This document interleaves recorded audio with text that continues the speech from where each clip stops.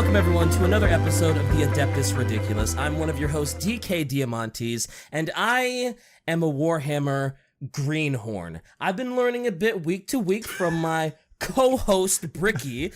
I'm learning, man. I'm learning. The pieces are coming together. I don't know nothing anymore. Bricky, you have done a fantastic job of giving me some insight into this crazy, wacky Warhammer world. That's a lot of W words, but greenhorn? Greenhorn? Yeah, I'm a greenhorn, man. Haven't you ever watched what's that crab fishing show? All the newbie Deadliest Catch? My dude, they're greenhorns. All the new guys are greenhorns. Hey, I love Deadliest Catch because those dudes are more manly than I'll ever be. They get hit with like a 40-pound hook in the head and they're like, fuck, I gotta lay down for about a minute and then get back up to throw the hook back out. Yep, they get hit by 100-foot wave and they're like, it's nothing. Gentle breeze. Don't worry about it. Get back in there. Fling your hook around. You're fine. You're fine. I really liked that show, actually. I would say the deadliest catch is if you catch our Patreon. Ooh. Patreon.com/Adeptus Ridiculous. We've been told to shout out things this time. You want to do it or should I do it? You do it. Okay, I want to meme on Shy. Because Shy is just like, why aren't you shouting out the benefits? You got this benefits going on. So, you know what? If you want to join the Adeptus Ridiculous Patreon, you get awesome things like an exclusive Discord server, awesome behind-the-scenes content like bloopers and special art that we commission entirely for you patrons. And because of that, we've actually reached over 700, which means we are only about 350 away from 1,000, which will end up throwing out weekly episodes. And we can record more because even with weekly episodes, when you really think about it, there's only 52 weeks in a year. Mm-hmm. So we will have plenty of content to be discussing. The damn Loch Ness Monster. 350. Anyway, so... Wait, we have what? A continuation. It's a South Park reference. Don't worry, because the damn Loch Ness Monster is always wants 350 from Chef's dad. It's true. I haven't seen that much South Park. I'm sorry. Look, man, the cool kids will get it. All right, the cool kids, they'll understand. They'll post memes on We're talking Twitter. to Warhammer fans, man. None of us are cool kids. We're all cool kids now. It's fine. Don't worry. But so today is a continuation on last time. I think last time we ended with the Emperor's kids getting yeeted out into space, and now he's going to look for him. Yes, it is the time for the Great Crusade. All the Primarchs have been yeeted. The Emperor he has reformed the human people after a bunch of Mad Max ass people got all fucked up. And then he has signed his pact with the Adeptus Mechanicus, and they have created the Imperial Navy, and you got the Imperial Guard, and now it's time for him to go on out and find all of his boys, get his boys back. And more so, it's more than just getting his boys back, but as he's going, he's establishing colonies and all the other planets. He's also kind of hey, I got to do what I did at Earth and get you guys working up again and all better. So that's what we're discussing today, and this will be the prelude to the Horus Heresy, which, man. So the Horus Heresy is an 11-book series, and I can only do so well with it. But we'll get to that when we get to that. I will have a big disclaimer before that episode because I'm gonna have to skip out on a lot of details. It's crazy when I first started getting into this, everyone's like, oh, dude, if you're going to get into Warhammer lore, you got to read the Horus Heresy. You got to find out what happened there. And I'm like, okay, cool. Let me go check it out. And I went on Amazon. I was like, okay, where do I buy these books? And it's there's only 11 of them. And they're all 3 million pages. And I was like, oh my God. Is there a Cliff Notes version of this? This is the Cliff Notes. We're listening to the Cliff Notes. Yeah. So when we come to this episode, a lot of people, because this is probably going to end with how they're slowly turning to chaos. Now, a lot of times we meme and we're like, oh, well, it's all Magnus's fault, right? And then it's like, oh, well, it's all, well, that's one thing. There's also the Magnus is nothing wrong. We'll talk about that next episode. Oh, okay. But then there's also the, it's all Lorgar's fault. But then you get to the, it's all Erebus's fault. And there's all these like whose fault it is. At this point, if you keep doing this so much, it's kind of like the idea where it's like, well, I mean, honestly, like, yeah, Hitler was bad, but his mom birthed him. So in reality, it's really her fault. And then her mother, it's like, you can't go that far deep. You know, you can't go back. It's like that little kid who's constantly saying, why? Like, why? But why? But why? It's like, you gotta stop him at some point. Eventually the answer is shut up, child. So, Okay. anyway, let's begin. The Great Crusade. So, as we remember from last time, we went all Mad Max. The Emperor has created the prototype Astartes, fixed the world of the Mad Max problem, and then using himself and his fancy-pantsy custodian guard, which we'll have an episode on probably in the far future, killed them all off, right? Yeah. Then sure the did. AdMech became a thing. And then, in a pretty fucking horrible display of betrayal there, big Emps. Oh yeah. But I was listening back to the last episode. I was like, oh, I thought the Thunder Warriors did something wrong. And it was like, nope, the Emperor was just scared, and he was just boop. Here's a knife in your back, and I was like, oh, cool. Or like a scimitar. Or whatever the hell he's stuck, because they're very big boys. Yeah, that's true. It'd be hard to stab one in the back. It'd be like pricking him in the heel, I guess. But anyway, Giving him a flu shot. But so as time has gone on, so the AdMech eventually created their own group, right? And basically, like, the Emperor started creating his normal prototype Astartes now. He's making his Astartes legions, his big Space Marine legions, using the genetics of the Primarchs that he, obviously still has, but, the Primarchs themselves aren't there. Yeah. And as he was building it, like, could he have taken over Mars? Absolutely. Would he have lost enormous casualties and huge issues combined with all of the Space Marines? Of course. So in reality, it kind of came down to the idea of like, okay, these AdMech boys, I don't like how they cut their arms off and replace them with robot arms. I don't like their weird religious cultness, but they have like a million forges. They've got tanks galore, ships galore. I'm going to become friends with them. And the Mechanicus truly look at him and they're like, oh my God, he's so smart and his technological skills are so impressive. He must be like a prophet of the Omnissiah, or like a descendant, or some people might even think he is the Omnissiah, and they believe in the Omnissiah. It's a little hard to see where the AdMech believe the Emperor is, because they don't really worship him as such like a god, but he might be like an avatar of the machine god. It's weird. I don't know if it's like how some religions have like the saint or the prophet or whatever. Point being, they're buds now.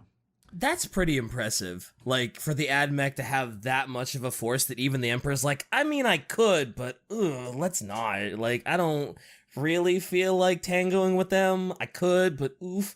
That's a big deal. It's weird because like AdMech in their own right are kind of squishy, because like even though they have a bunch of metal bodies and stuff, they rely on force fields and like little tendril bits.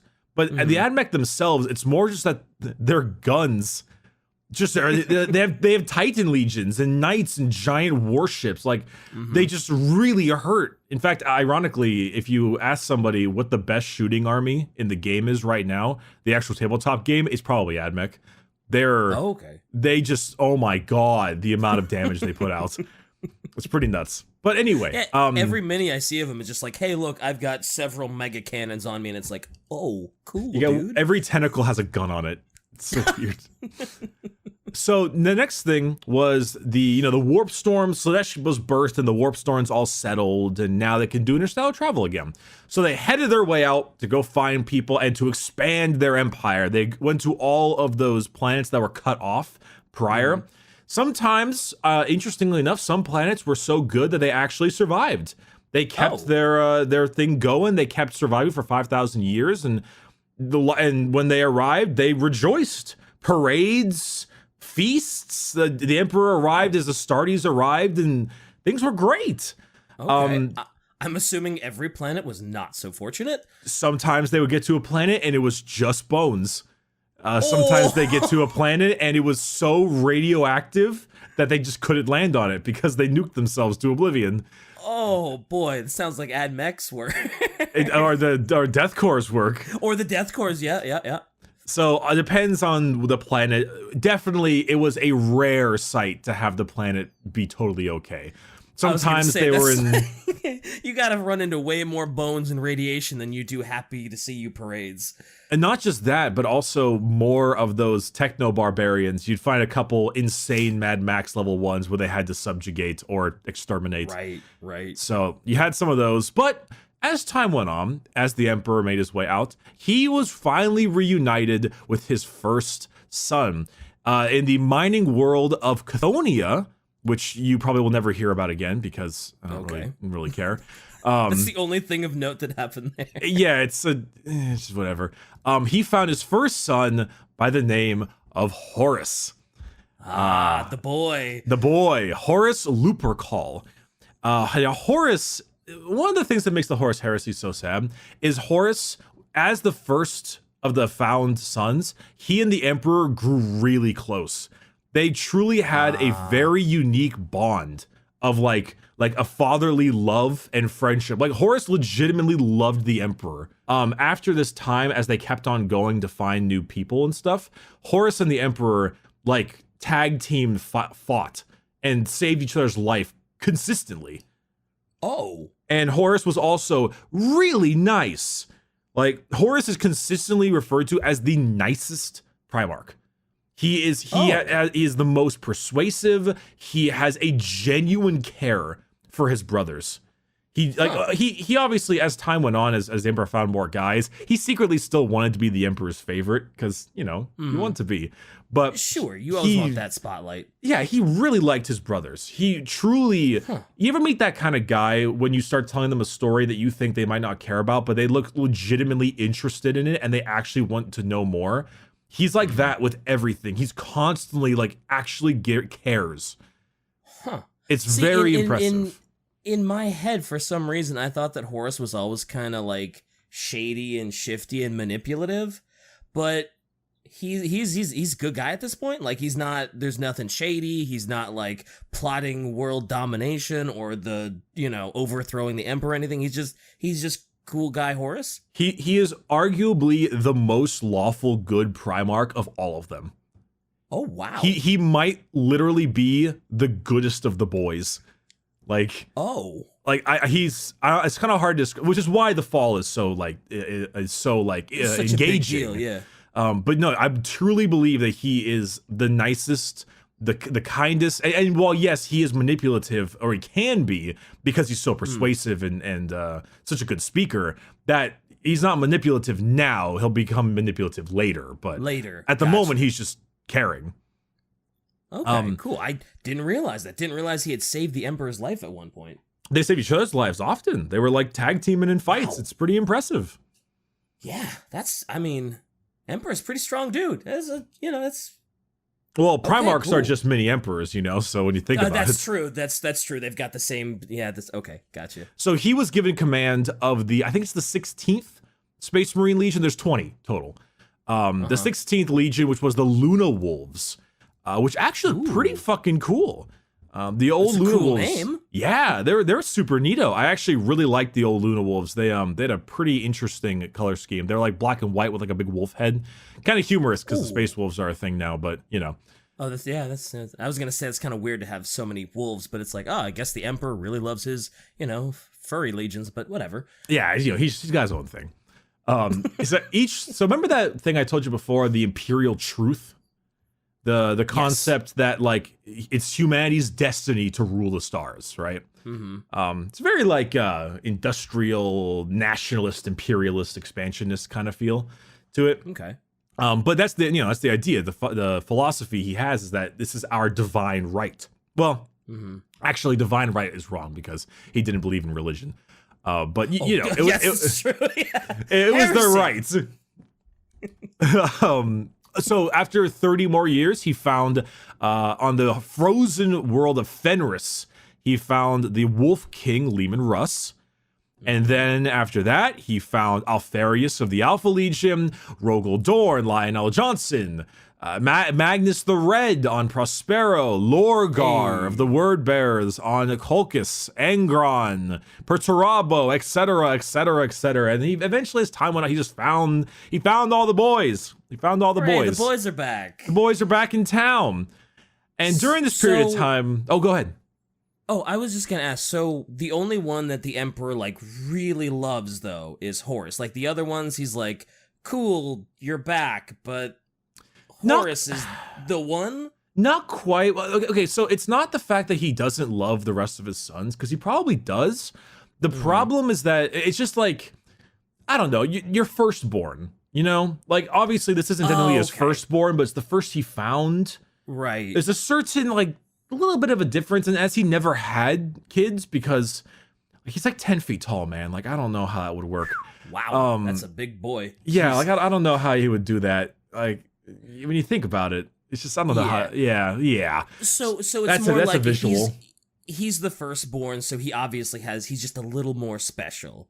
Like anybody that has siblings is like, oh yeah, the oldest sibling is always the one that dad loves the most. He loves all of us equally, or so he says. Yes. But obviously the firstborn has a little bit, he's a little more special because he's you know, he's always gonna be your little baby. Yeah, absolutely. And while he's not necessarily the firstborn, because they were all built at the same time in a lab, but yeah, it was the first one he found. Right, gotcha. Exactly. So yeah, that's a pretty big important part of that, to kind of show that bond that arrived in there.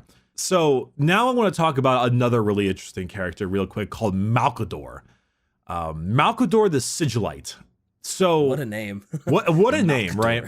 So Malcador, this is an interesting guy. I think we should have a whole episode on him because I love him as a character. I think he's super interesting, and pretty sad, but he is arguably the Emperor's closest friend, his best bro, and he is pretty much a normal human, but he's an extraordinarily powerful psyker. So, and he's a scholar. That makes sense. Sure. So he's like a scholar. He's intelligent. He's just a smart son of a bitch, and he's also. I'm pretty sure Shai will post this in the video form of this, but she posted a picture in the chat. That's the little man right there. He's just kind of a robed figure with a torch. He's a powerful psyker. He looks shady as fuck. He's super shady looking, but he's actually a great guy. I was gonna say, he looks like in every Disney movie, there's the good king, and then there's the evil advisor. He looks like the evil advisor that's gonna fuck everything up. Well, the Emperor isn't the greatest of guys, so you could argue he's evil, but in reality, no, Malcador is actually quite good. Now, being an extremely powerful psyker, he was, because psychics, there's lots of things you could do as a psyker between like mess with people, but like you can like read minds and shit like that. Oh. You can do lots of crazy shit if you're a good enough psyker. Of course, a lot of psychers, like lower level ones, they have schizophrenia. They're constantly freaking out and like clawing at themselves because they can't really handle it. Like low level Imperial Guard psychers are constantly like, they're all freaked out and shit. They're really weird. Yeah, that sounds a little freaky. Yeah, they're one of the screamy ones. I watched an old Sam O'Nella video lately. It's like, oh, if I go full schizo, I hope I'm one of the laughy ones, not one of the screamy ones. Oh, so it's one of the screamy ones. Me too. Yeah, I don't want to be one of the screamy ones either. I want to be one of the laughy, happy go fun guys. Yeah. So ooh, man, that sucks. Yeah, that's not great. Being a psyker is not always fun. Malcador, however, he's totally fine. Smart man.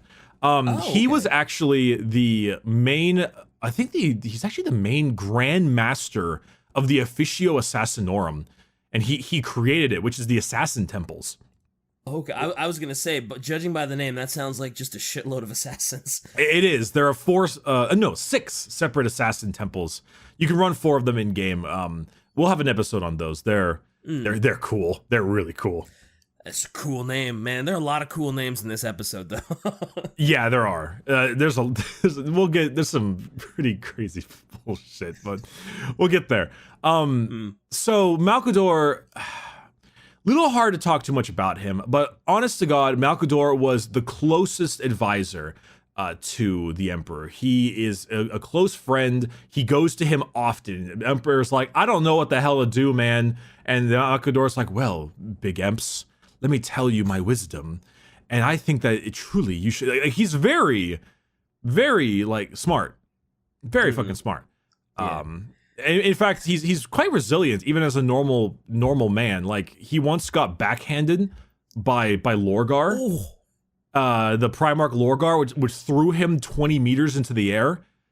But Jesus. he lived and was able to regain his footing, even though he suffered several broken bones. But he was able to pick a staff up and like stand up still. And Jesus Christ, that's a hell of a backhand. I mean, I get it. It's a Primarch, but good God. I mean, how did his head not just come clean off? Well, it was just a backhand. It wasn't like a full punch.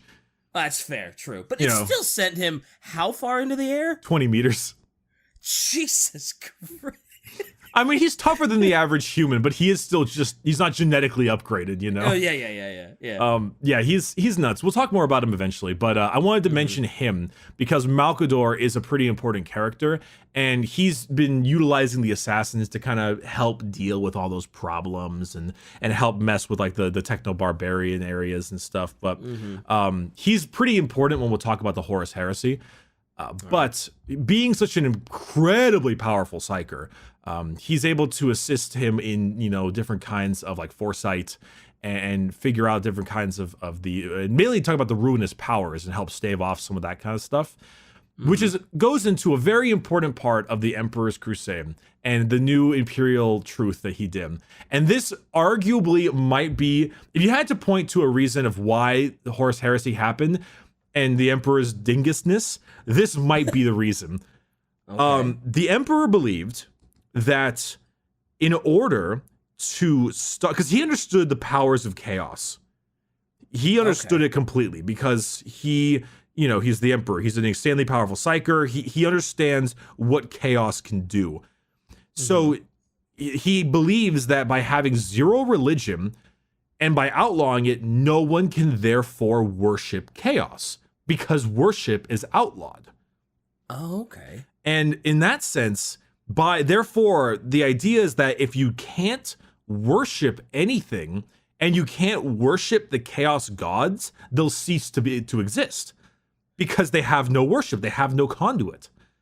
Couldn't he just outlaw worship of chaos gods instead of outlawing worship of everything? Well, he believes that the worship, the issue comes down to what if you worship a god and you unknowingly are worshiping a chaos god? Oh, that's fair. I hadn't even thought. Okay, that makes sense. Yeah. There's a slight problem with his methodology, though. By doing this, he didn't tell anyone that chaos existed, including all of his sons. None of them even knew chaos even fucking existed. He didn't tell any of them. He didn't tell any of them. No. He's like, so long as you don't know, then you'll never have a problem. But he didn't. This is easily his biggest folly because in reality, lack of worship does not ruin the chaos gods. Not worshiping something other than the chaos gods is actually where you can drain their power. And so he had it backwards. Okay. Oh boy, so he made a big boo-boo. He made a huge boo-boo. He made huge boo-boo. Huge fucking boo-boo. This is also where this is a big part of like the Magnus plotline too, right? I think because that's one of the few codexes I have is for the Thousand Sons, and I was just I know this is gonna be a recurring theme. So that is actually, yes, we're actually about to talk about that. So good old Emperor is like, hey, Oh, here's a perfect one. The idea is Emp's thought that saying, hey, gods are real, and if you pray to them, they will give you powers and make you immortal and send you sexy demon ladies. Now, don't do that, okay? which makes sense. Like, don't tell them that these gods of power exist. Yeah. But at the same time, it's like, it's hard. It's like telling your kid that like not to do drugs. Right? Yeah. Like, okay, you could do weed or something and it makes you feel all fun and loose and yada yada, but don't do that because it's bad or I mean, weed's a bad example, but you get the point, right? It's Terrible like example. Yeah. Yeah, I got but you. my bad, wrong one. Heroin. We'll go with that one. Don't do heroin. Man, we went from one extreme to the other. Don't do heroin, Lorgar. Yeah. So, also, just as an aside for research, which one of these chaos gods sends you sexy demon ladies? Oh, Slaanesh, of course. Except know. they're also like half. They're like men. They're both. Hey man, I don't judge. You do your thing. I didn't. I'm just inquiring. Greenhorn wants to know, just for research purposes only. Research purposes. God damn. Okay, so as time goes on and as things like kind of move on and he brings his sons back and all, so that was a big problem. And now things started getting a little bit rough. Because all of his legions, you know, they're all different people. And because of that, they all act. It's like trying to tell all 20 of your sons not to act out. The Night Lords and the World Eaters, two different legions, they started becoming a little infamous for terrorism and and like heavy amounts of murder. Oh God! I mean, I wasn't quite expecting all that. I was like, oh yeah, they became infamous. They were a little mean-spirited. They weren't really following Dad's rules. I wasn't expecting terrorism and murder infamy.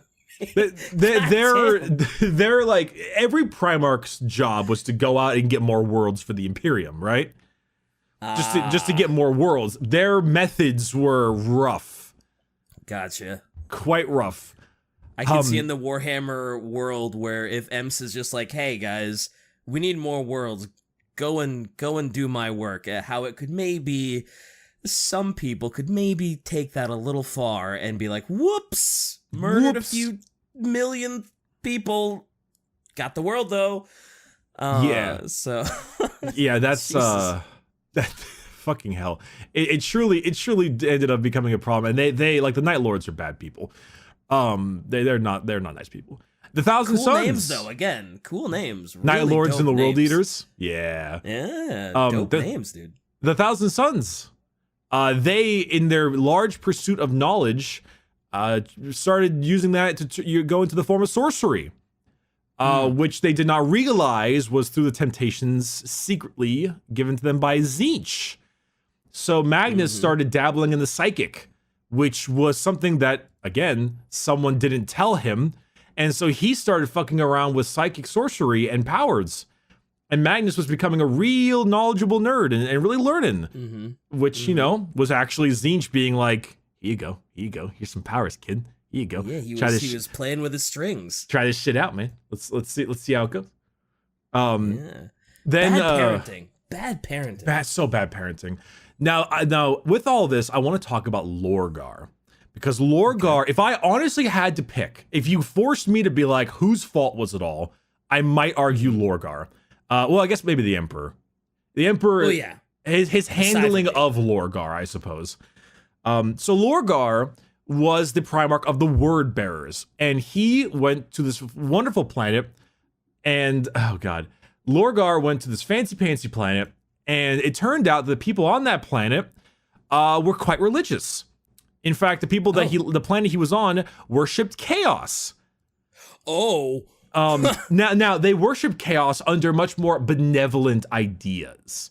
They looked much more like holy and godlike, but they worship the four gods. Now, for a while, Lorgar was like he's like a young kid indoctrinated into a faith in the modern day. He's very much just kind of raised up in this super religious area, but he himself kind of had his own idea of the religion. He didn't believe in the four gods. He believed in the one, the singular God. That, you know, if there are these 4 gods, then there must be the one of the gods, right? Like a version of these gods. For this, he was abused relentlessly. He was beaten, and he was like locked in like closets or all this crap. I don't know. Lots of like, lots of shit that you'd expect someone in this day and age who are fanatically religious to do to their kids if they didn't believe in it. But he kept that faith. He kept that idea for so long. And as time kind of went on, he got lots of people devoted to his idea and his concept of the one. There's also this guy named Corferon, I think is his name, Farion. Basically, it was like his quote-unquote like father / like religious tutor.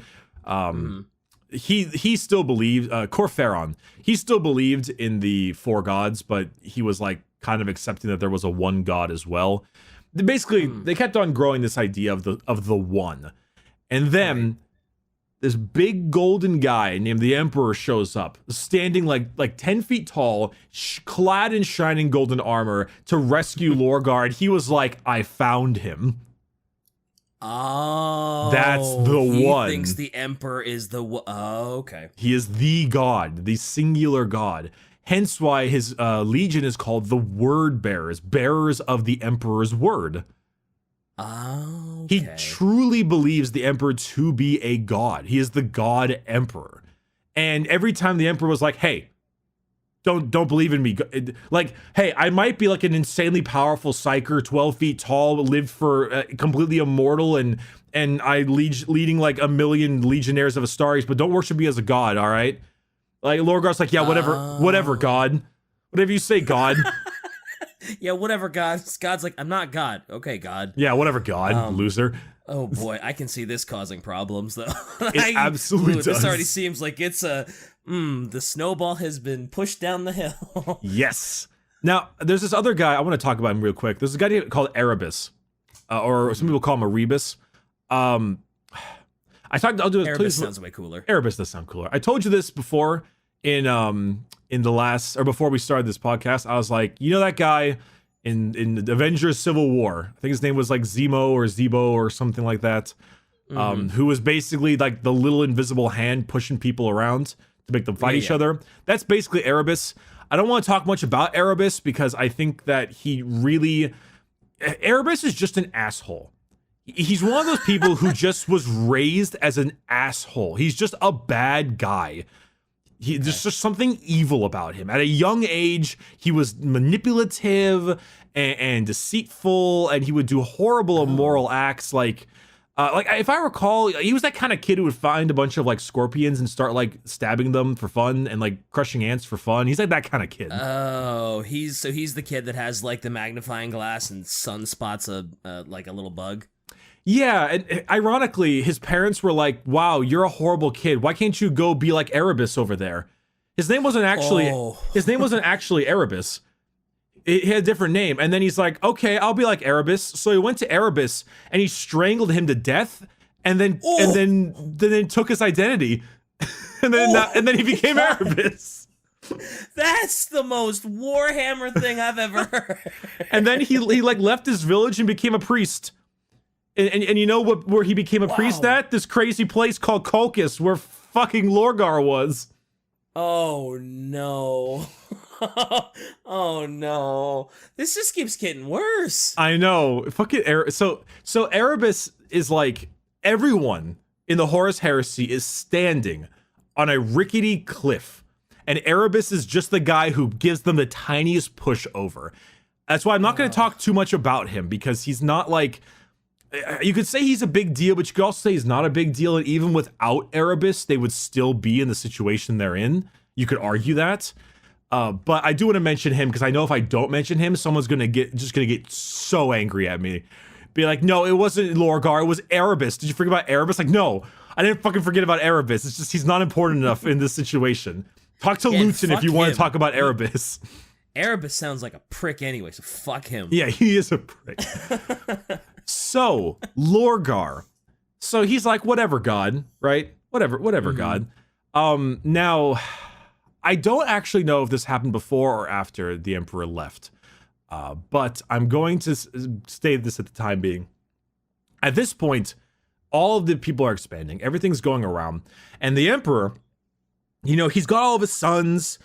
He's got all of his guys are doing their own thing. And then at that point in time, he found an awesome invention discovery. He found this thing called the Golden Throne, which I think you know about right now. You know about the Golden Throne, right? Yeah, vaguely. It's sure. it's what he's sitting on right now with his skeleton. Yeah. So that's why everybody calls him the Corpse Emperor, right? Exactly. He's on the Golden Throne. So there was an old piece of tech from back during the age of technology, back when we had like the AI were so insanely powerful that I truly honestly don't know how they won, but there was a piece of tech during that period of time before the Age of Strife. And what it was the Emperor is a channel for psychic energy. And what he could do by working with his Golden Throne is create his very own form of the Webway. The Eldar Webway. Oh. And this is monumental. So if you have the Webway, that means one, no need for warp travel. Which means you can just bypass it entirely because warp is fucking scary, right? Yeah. And two, it's like instantaneously. Imagine you have a giant portal, the height of the Space Needle, and like the width of 2 cities. And if you walk through it, you immediately, instantaneously come out of another likewise portal on the other side of the galaxy on a different planet. Like, this is a big deal. It's so handy. You just bypass everything. No travel time, no nothing. Just boop. You're just there. It's so freaking important. And so, but he was he was very scared of interference because using all the psychic power might, you know, there's some people called chaos. They might be like, And so he decided, all right, all my sons, good job, guys. I'm going to go back to Terra and I'm not going to tell you what I'm doing. Bye. I know what I know how this goes. Yep. I have that Thousand Sons Codex. I know what happens. Yep. We'll get to that next episode. But okay. he didn't tell them. He left them stranded. He was just like, all right, keep doing what you're doing. I'm out. And he just left. He's like, where are you going, Dad? I can't tell you. It's a secret. Like, it's not important for you to know. Oh, man. Like, More God. examples of worst parenting ever. Worst dad. You want to know something crazy? I was looking this up when I was talking, and I was looking at this, and there's a quote. There's a quote from fucking Emperor that he specifically stated to Gilliman, the Primarch of the Ultramarines, and it's like it's hard to describe it, but he was it was something along the lines of like I do not see you as my son. I see you as like a creation. I see you as a tool to the means of an end. Oh. Like besides except for Horus. Except for Horus.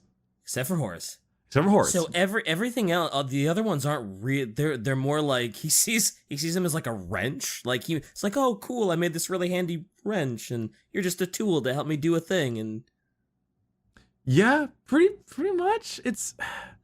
He's really not good to his sons. He's such a bad dad. Yeah. I know I keep saying that, but man, he is so bad at this. There's also a couple other things that he did that they didn't like. For instance, he created the like High Lords. Well, I don't know the High Lords at the time, but he created like a council on Terra, the Officio Assassinorum, like the Imperial Guard guys who run that, like the lawmakers, and none of them involved the Space Marines. They were all non-Space Marine based. And so his legions were pretty not happy with that because they just like conquered the galaxy for him. And then they're like, yeah, you don't get, it's basically like you did everything, you don't get a seat at the table. It's super harmful. And that was all. It's so bad. Yeah, he's so bad at this. And what made it even worse is that he, in his stead, promoted his favorite son, Horus, to War Master, which is basically taking his place, which is a fine decision, but the other sons weren't so happy about that. They were quite upset. Very upset. I would be too. I think anybody in their situation would be. I mean, your dad basically said, "You're my favorite son. The rest of you aren't, and I want you to be they got the promotion. The other guys got passed up for the promotion." Yep. Angron, Conrad Kurz, Perturabo, 3 people that World Leaders, Night Lords, and Iron Legion. Iron Warriors. Those are the other 3. You don't know them. We'll talk about them eventually. We're probably gonna have an episode for each Legion, if I'm being honest. I should mention real quick. Remember how I said there's 20 legions? Mm-hmm. There's 18 now. There's 18 now. Yep. How did we get to 18? I don't know. No, just 18 now. Yep. It happened. That's it. That's the word. Okay, 18. so okay, so the concept, I guess originally, at least I think this is what Shai told me, is that Games Workshop wanted 2 legions on one Chaos, one like Loyalist, and both of them were things that you could create yourself as a way for roleplay. You can create your own legion, you know? And then people realized that was fucking stupid. So then they basically said they did something so incredibly horrible that their entire memory has been expunged and all records have been deleted. And it is the most effective censoring that the Imperium has ever done. There is no information on them whatsoever. Okay. That's right. it. Rogel Dorn Okay. made some joke about, like, if I could have 2 more legions, and Malcador looked at him with a stern eye and was like, do not even speak of it. And Rogel Dorn was like, okay, Malcador, don't get your fucking staff in a wad. That's great. It's weird. That's a great reason for it. I mean, So I'm not quite sure, and so I want to end this episode, but mainly like set up the Horus Heresy with 2 specific events. One with Horus and one with Lorgar. I want to do Horus first because Lorgar's is rather interesting. So Horus went to a different planet. And this planet were a bunch of fancy people. I forget what they were called, like the Interrex. I think they're called the Interrex. He went to this planet, and the guys there were like, they had all this really fancy shit, fancy artifacts, a really, really fancy sword, and all this, like a really, really fancy sword. And they were talking to people there, and the people were there like, hey, yeah, we're being really careful because there's this thing called chaos, and they're super bad and evil, and we don't want to talk to, and we don't want them to be around.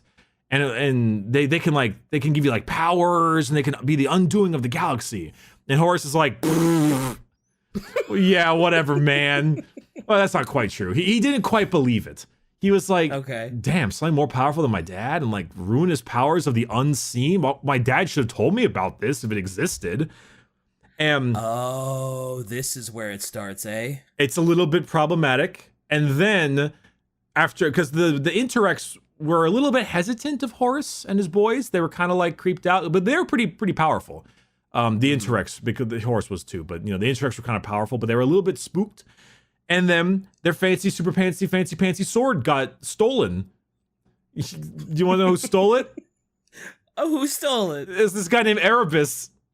Of course he did. Of course it was. Who else? So he just nicked it. And then all of the Interrex were like, "You guys, I knew you guys couldn't be trusted. You're chaos worshippers." And then they fought Horus, and Horus and his legions killed them all. Naturally, sure. But he was like, "Fuck, what the hell? They tell me about these ruinous gods, and then like I didn't steal it, and then they like, is it that bad?" And he starts getting really freaked out about this kind of shit. And then his dad just leaves and doesn't tell him why. And then in a battle later on, he actually fights, I think, some Nurgle undead. And then one of them shanks him with that same sword. Oh, really? And he's like, what? Because he was like, the sword is fancy and like in the dark gods, and he gets shanked by the same fucking sword. And it's like, wait, what the hell? And in fact, it had such a terrible Nurgle toxin that he couldn't heal. He has like inhuman healing, but he was actually starting to die. And so they like, okay, like Horus is dying right now. We need something to save him. And then this cool guy named Erebus in the world first chaplain Erebus was like, listen, ma'am, I'm just saying, you're in a lot of bad shape. I have a healing ritual. It's a fancy ritual. It may work, but it's all we've got. Oh no. And Horus is like, oh God, my insides, just fucking do it.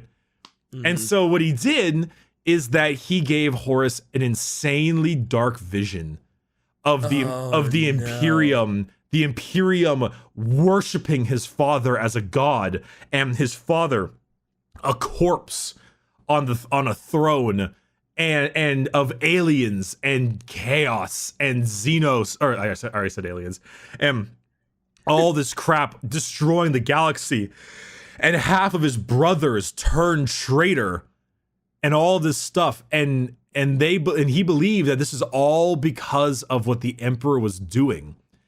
And that the Emperor, because of the Emperor's control over the Imperium, it would turn the Imperium into a horrifying, chaos-ridden rule of false worship and all this stuff. Being the grand scheme where when he awoke, completely healed, he was like, I need to stop this at all costs. Oh, man. So even the heresy was of good intentions. He thought truly that the Emperor, because it made sense, like the dad was being an asshole. He wasn't telling him off shit. Doing secret shit, wasn't telling him anything. He just goes off on his own. What's he doing? I don't know. You get this crazy dark vision. I get it. I get where he's coming from. Also, again, I cannot.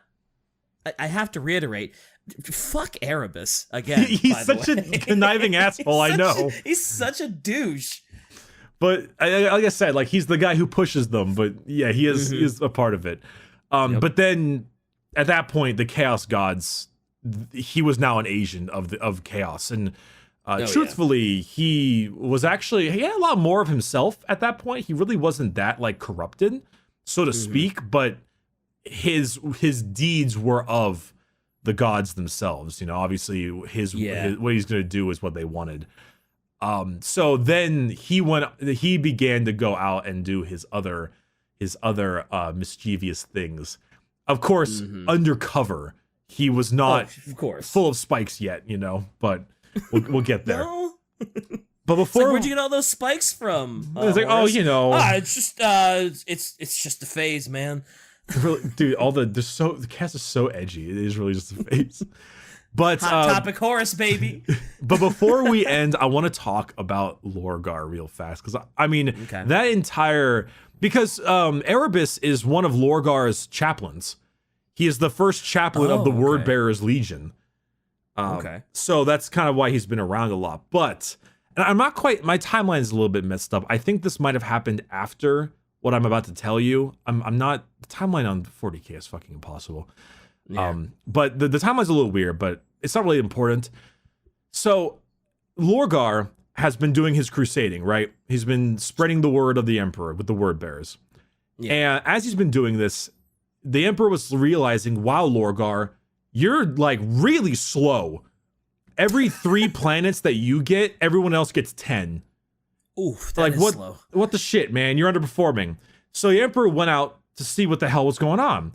And he realized, oh my god, Lorgar, you are not just taking these planets, you are religiously converting the entire population unto the belief that I am a god.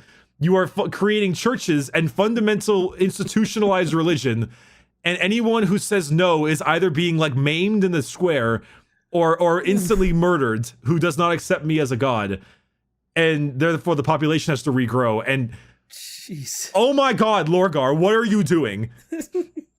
So that's the thing, is because he's spreading the word of the Emperor. He's spreading God. He's creating institutional religion. And so the Emperor was so fucking angry, because this is the thing he's hated the most. This is everything he's hated every single time. What he specifically told him not to do. Don't worship me as a god. I'm not the one. Stop it. What does he go and do? Let's make everyone believe that he's a god and worship him. And not only that, but he's underperforming. And he's underperforming, sure. And it's, that seems okay. He's gonna get fucked, isn't he?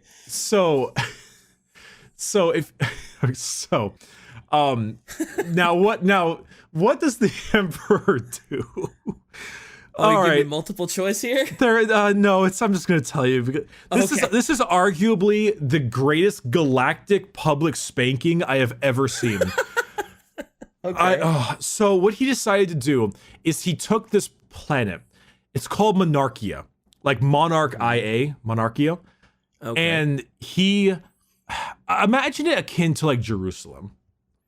It's like Right. the holiest city, the holy city, the holiest city of all time.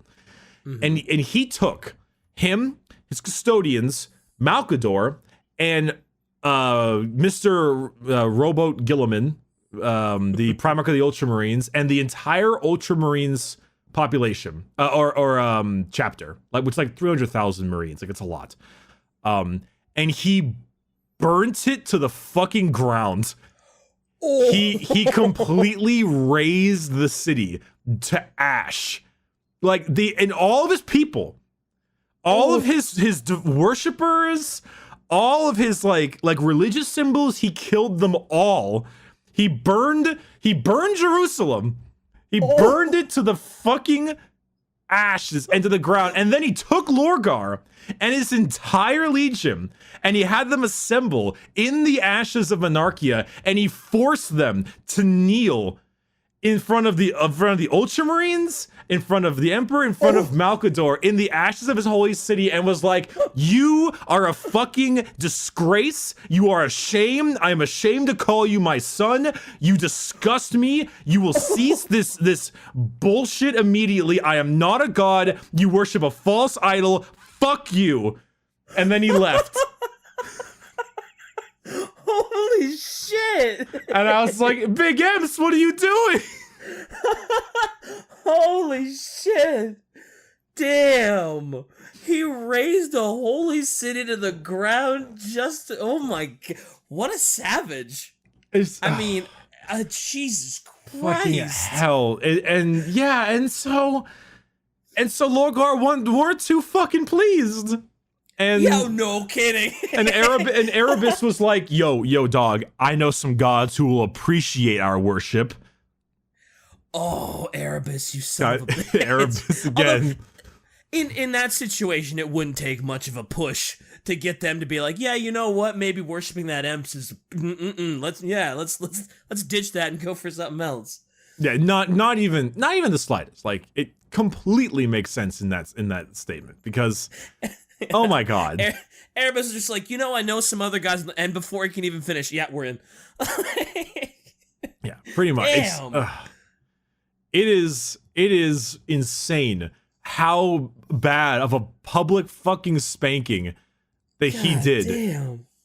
It's ridiculous. And that's the thing, is like, truly, you could have had the issue of good old Horus turning over, right? You could have Horus's issue. You can have all these kinds of things, but the raising of Macarius is quite a situation, and at that point, it should not surprise you why Lorgar turned traitor. Like, that right there, I would honestly argue was the turning point.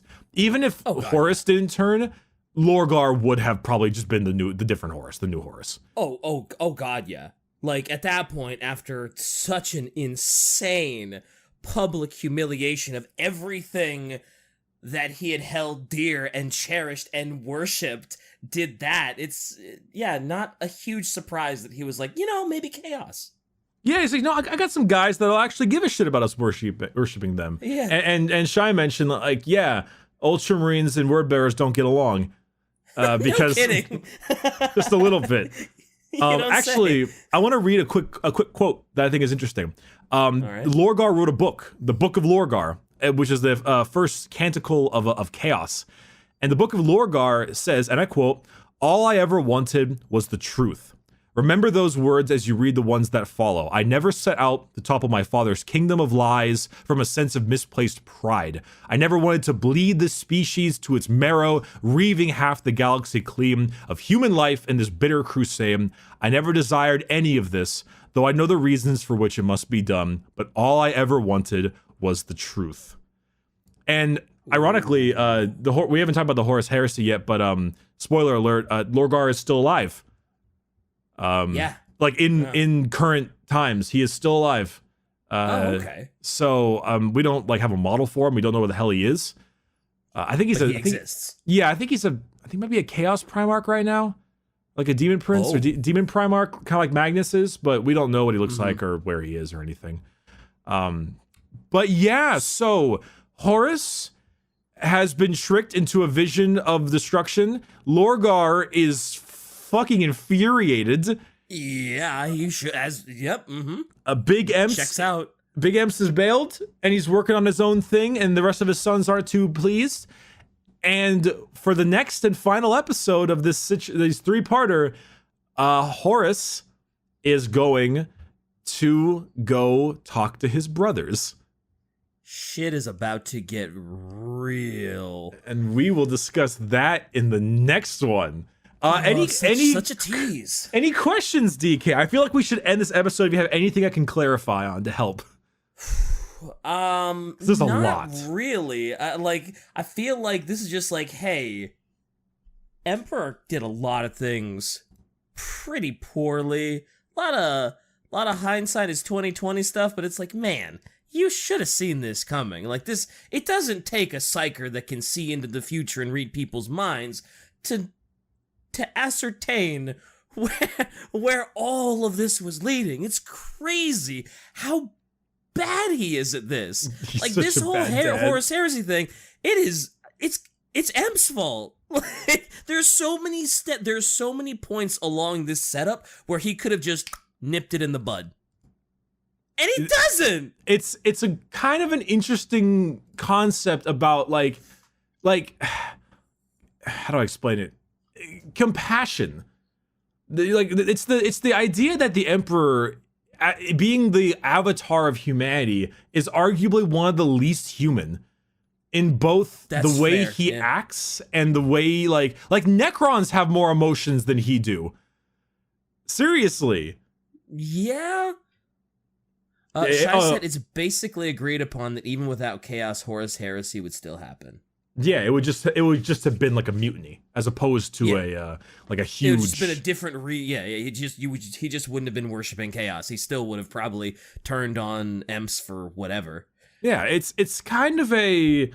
I mean, there's a lot of similarities in satire that go along with Warhammer. There's a reason the Emperor looks like Jesus. There's a reason why why he died, and then like everyone versus there's always that obviously I'm not a religious person, so I don't know much about the Bible and all, but there's that there's that prevailing theory that like Jesus himself didn't want to be worshipped, like the idea that he is like worshipped as a god is like the thing he wouldn't want because he's trying to give stuff to the people or blah blah blah blah. The idea the Emperor doesn't want any religion, he's now worshipped as a god. The irony. Like I can't really go too far into that because I don't fucking know it, but you can kind of see the irony that they're trying to spin along with our giant muscular fucking space marines. Mm-hmm. It's a good combination of a little bit of commentary combined with just fucking nerd out gothic bullshit. Also, you know, the Emperor, like, without the fact that he is such a bad dad, but he's at the same time like, okay, with the concept with a lack of compassion, a lack of understanding, a lack of caring is actually what ended up becoming his downfall when he in reality thought that it would be what saved him. So there's some good irony in there, you know? That's some solid irony, you know? It's the free ride that you just didn't take. That's good. Alanis Morissette song. It's anyway. It's a fair enough statement. I get it. But yeah, Biggie. That's. Biggie dumb. Biggie got problems. Biggie not smart at times. Very dumb. Yep, and shit's about to get way worse for him too, isn't it? Oh god. Yeah, you know, I think it will. I'm glad that we set that up because as far as I'm concerned, I don't think we'll be even talking about Erebus anymore. I think that's all of Erebus. Good. Fuck him. Yeah, he's a shithead. I think that's it. He's just like he's the guy that kind of, you know, he just pushed them a little bit. But after this, I think it's all Horus, it's all Lorgar, it's all like the Emps and Sanguinius, and we're talking a little bit about that. Well, we're talking a lot about that. Yeah. Yeah, it's oh yeah, Shai made a good point. Ironically, everything that Erebus did, the Chaos Gods like didn't give him anything. You know, I wonder, like, for the way Erebus sounds, sowing all of this and knowing that he was a pivotal part of all this fuckery, that was probably the only reward that he really needed. Oh no, like, he wanted more. He wanted more. Oh, did he? Oh, he wanted to become a god. He's fucking Erebus. He's like, chaos powers make me immortal, make me insane, do all the crazy shit for me. I thought Erebus was just like a sadist, and he was just like, yeah, I fucking did all this shit. Fuck you, this is me, baby. That too, but he wants the ability to do more. Oh, okay, gotcha. He wants the like power. Such a fuck rat. He is really a douche. Yeah, I do not like Erebus. I don't know if you could tell. No one does. He's a man-child. He's a petulant man-child. Honestly, there's actually another guy that I'd argue is about as bad as Erebus. His name is Typhus. Typhus is a whole new dude. And that really, well, he's like where if Erebus was for the word bearers, Typhus is Erebus for the Death Guard. Typhus is actually a model you can actually use on tabletop right now, and he fucks. He not only is he an awesome model, like he looks incredible. Wait, Erebus is a model too? Oh shit, I had no idea. He's probably the prime target for everyone. Because fuck that guy. Well, I think it's because nobody plays plays Erebus word on bearers. the field and I was playing, I'd be like, look, I'm going after him. He's dying first. Yeah, he's a douche. But we'll probably talk a little bit about Typhus during the Death Guard episode. That man is a shithead, but that'll be later. Anyway, that was the Great Crusade and the sowings of heresy. I hope you enjoyed it, because this is it's exciting. This is when we get into the big shit. Yeah, it's ramping up. Like, even not knowing everything that's gonna happen, I'm just like, yo, shit is about to get wild. Like, all the seeds are there. Oof, boy, there's about to be a big explosion. Oh yeah, there so is. I am ready for it. I am anxious for the next episode, which hopefully will start being on a weekly basis if you go to patreon.com/AdeptusRidiculous, right?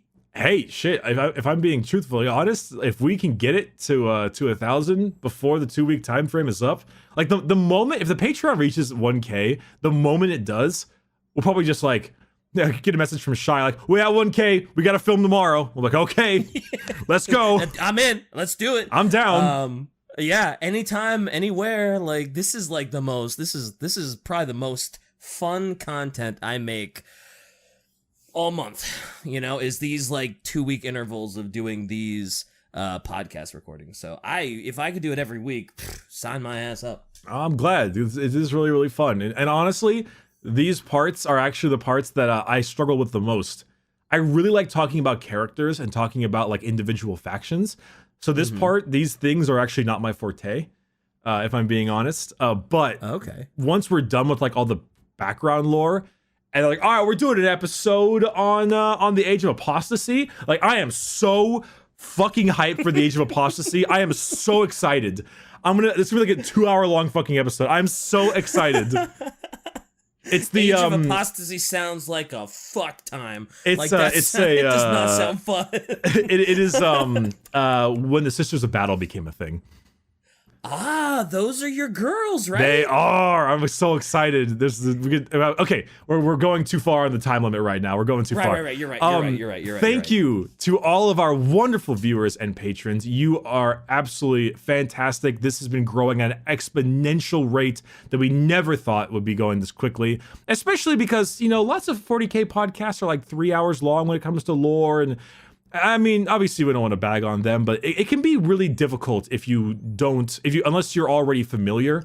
But we're really happy that we can help you get a jumping off point. Besides that, thank you to all of you so much. Please check us out on the Depths Ridiculous, as we said, on Patreon. Also, we have the YouTube channel. If you're not watching there, if you're listening to the normal podcast and you're like, oh man, I wish this was on YouTube. It is on Adeptus Ridiculous on YouTube. We upload every episode. We also have some fun art in there as well. If you want some visual representations of the things that I'm talking about, and you're like, oh, I wonder what that looks like.